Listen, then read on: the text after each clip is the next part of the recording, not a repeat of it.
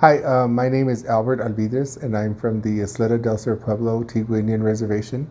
We're currently here in our home on the Paquitu Indian Reservation, or Pumpkin Village, and I am a potter for our pueblo, and I specialize in all styles of pottery, from contemporary all the way to traditional.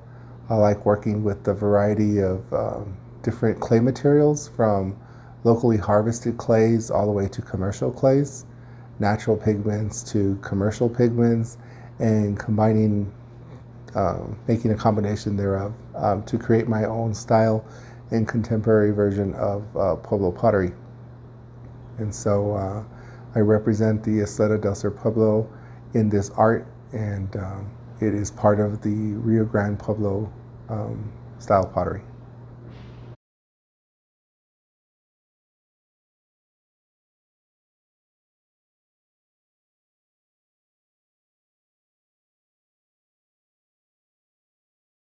Our tradition has been around for time immemorial, and when we were brought down by the Spaniards in 1680, our pottery traditions survived and continued. And over the years, early on, it was more utilitarian based, so our pottery was undecorated. It was used more to cook, to serve, to carry water from the river, to cook our foods, within the household's needs, and for religious reasons, and include in ceremonies. And over time, with the coming of the railroad and with the advancement of transportation, we developed a different style of pottery, which was a more decorated pottery. And in the late 60s, we had a delegation of tribal members come down from Ysleta, New Mexico, and other pueblos. And with them, they brought the knowledge of our pottery designs. And so that was the birth of our Pueblo pottery designs here at Ysleta del Sur Pueblo. And so I have a collection of a variety of these older pieces that were made by the people at the time, and I use them as inspiration. And those are some of the reference materials that I kind of reflect on to build my own style of pottery. The pottery that I do is a much more contemporary in its nature and the design, because it's got my own personal artistic expression of what I believe these images and symbols are from my perspective. And so that's how I incorporate them in my work. So I have like freeform bowls that I call crazy bowls that are kind of irregular. And these irregular shapes are like people. Our pottery and people, we're all kind of the same. Some of us are tall and skinny, some of us are not so thin and a little heavier.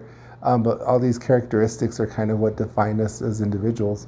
And so I incorporate that in my pottery as well. And so you'll see some crazy bowls that have a little lip and a different turn. That's just its character mark that's kind of speaking to me of how it should be. And then there's the traditional pots that people are accustomed to that are just round and flat and used for bowls and other different things. But they're all the same. They're all clay. They're all expressions of our art, and they're representations of our culture. And the designs that I have put on them are based off of my expression and what I believe is important to me as a potter, as an artist. But it's also it's a very good representation of the Pueblo culture that I represent. So they do have the attributes to the Pueblo culture at large.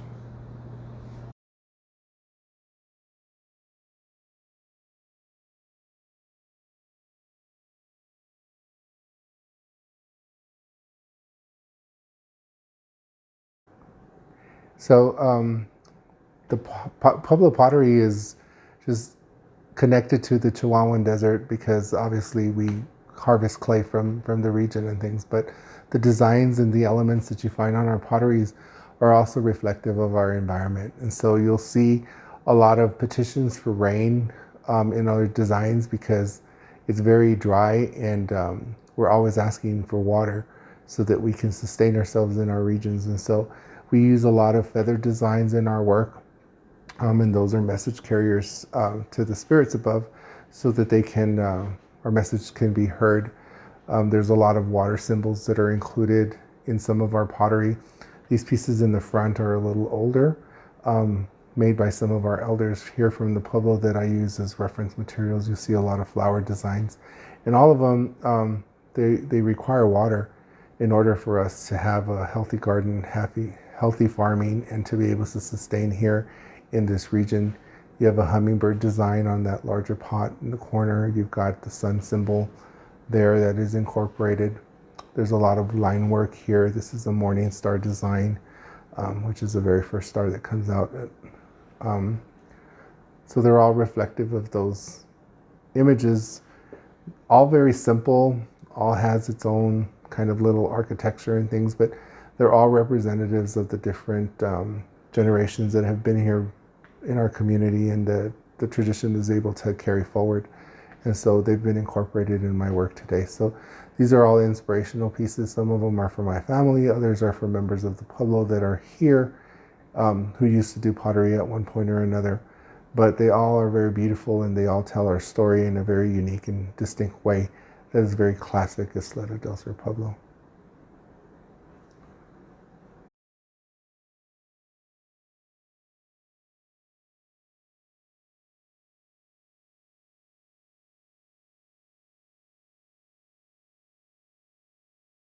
So pottery is also multi-generational. There's no step or stopping point in time. It's just a continuation. And so these pieces here date back anywhere from 1800 or late 1800s, 1800s to 1920s, and they're reference materials that I kind of reflect upon. These come from Ysleta, New Mexico, and it's a style of pottery that was introduced when the Laguna folks arrived to the Ysleta Pueblo. They introduced some pottery designs, and so those pottery designs were incorporated in the work during the railroad era. It's known as the railroad period era. And when we received federal recognition, and we had a delegation of tribal members that had come down from Ysleta to teach us some of these pottery designs in our pottery, they were introduced to Ysleta del Sur Pueblo. And in that time period is when we started to see some designs get incorporated. And so these represent, they're over 100 years old, they're very special, and they're continuing to represent the petitions and the prayers for rain and moisture in our region. And so they're very symbolic, and they're also very artistically expressed in the incorporation of pottery design in its making. So with our family tradition of pottery making, the newest member is my niece, who is about to turn 15 years old. She does pottery as well. She picked up from learning from my mother, her grandmother, seeing my sister, seeing myself work, and our family, where we gather at the kitchen table and we work with clay and just kind of have discussion and share a meal. She's picked up the traditions, and so over the course of the years, she kind of came to us and said that she was interested in making pottery herself. And so I gave her some clay, and so she got to working. And so at the age of 15, she's been able to do painting pottery, she's been able to make pottery, and she's been able to traditionally fire pottery outdoors.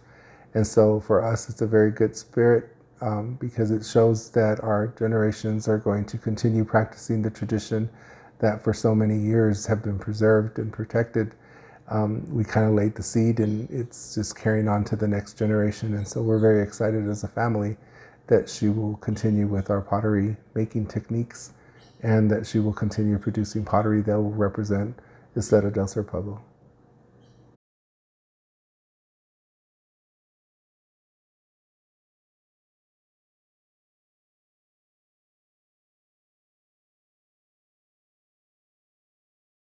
So recently we took a field trip out with the Semilla over to Hueco tanks, and we toured the tanks and saw some historical pictographs.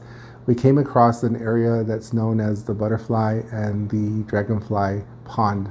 And so there's this beautiful pictograph that shows where the butterflies and the dragonflies would go and drink water, and then they would just kind of move forward. This is the representations of the dragonflies that I put on my pottery designs. I use them very heavily in my art. And the butterflies, they're message carriers and they're petitioners to the spirits for rain and moisture. And so they found their way to my pottery, and the inspiration comes from that pictograph in that special area at Hueco Tanks that we visited while on the Semilla tour. So another design that I use in my work is symbols of corn. And so here's a couple of versions of my corn stalks that are incorporated in my pottery designs. Corn is also represented by the checkerboard design.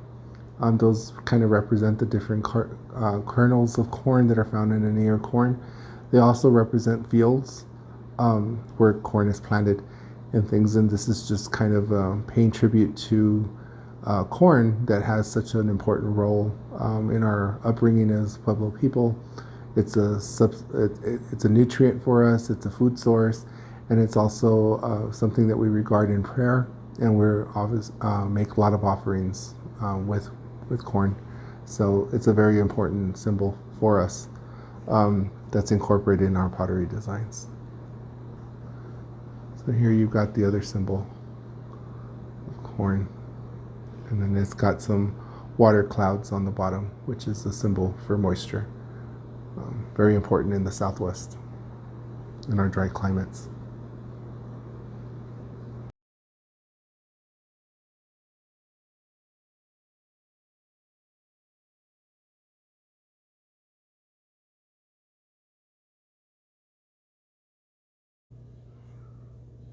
All right, so I'm gonna make a little bit of, probably do a little pinch pot or possibly a bird.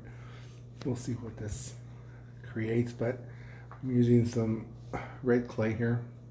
It looks brown at the moment, but once it fires, it'll change its color. And it's pretty pliable at the moment, so it's been soaking in a bag that was placed out in the sun just to make it kind of soft. So you'll kind of see that here. And so what I tend to do is like to do a lot of pinch pots, so kind of create your little bowl and you just kind of start working it. Of course, because you're videotaping, it might not all come out.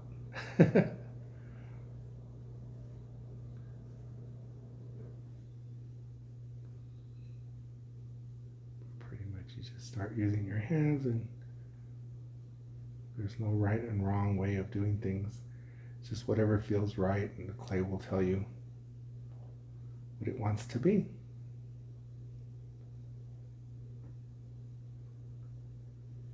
So I always kind of do a rough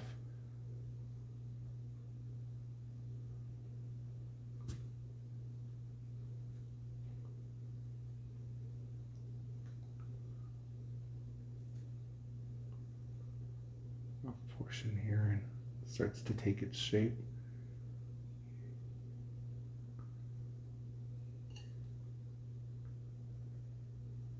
But it's very relaxing to work with clay, and it grounds you. Clay absorbs your spirit, so you're always taught to work in good spirits, because then the clay will have good thoughts and things will come out just the way they should be. So it's always very important to leave any worries or problems away from your clay source, to work in quiet, peaceful time, so that you bond with your clay, you bond with nature, and it gives you its gift. And at the very end, you'll end up with a bowl. We're going to use that as a puki for safe for right now. And the puki is just a little mold to just kind of hold the shape and figure, but start to see that it's starting to shape like a little bowl. So we'll let that sit there for a while. Once it gets a little harder, then we can start coiling up to form a pot or see what it likes to become. I'm going to see if I could do a little bird in the interim too.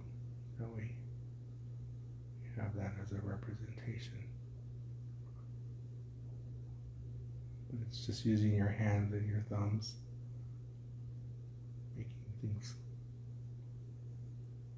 kind of feel right.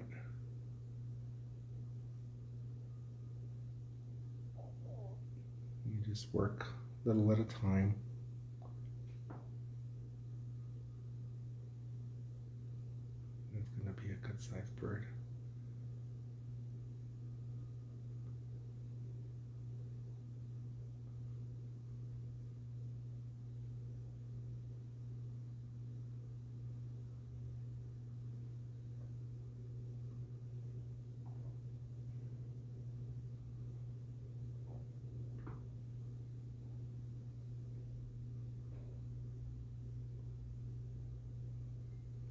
you start to see the shape of it. And make a little head for it.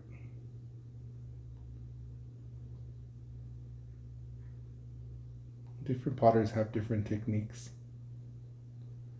You build to your own style, but you have to pay much respect to clay because she speaks to you. And make sure that you do this in the right way, otherwise things won't work out. But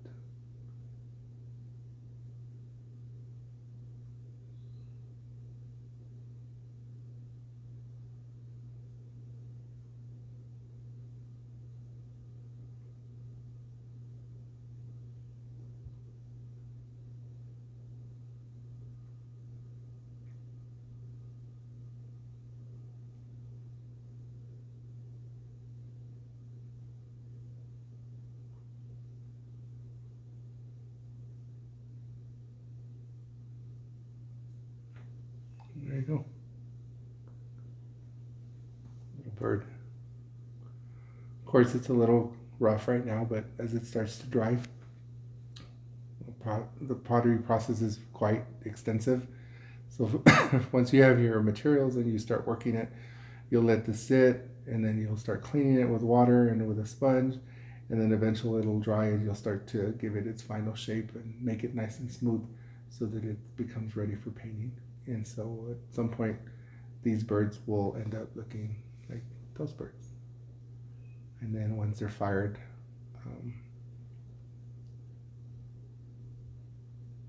they'll have a finished product.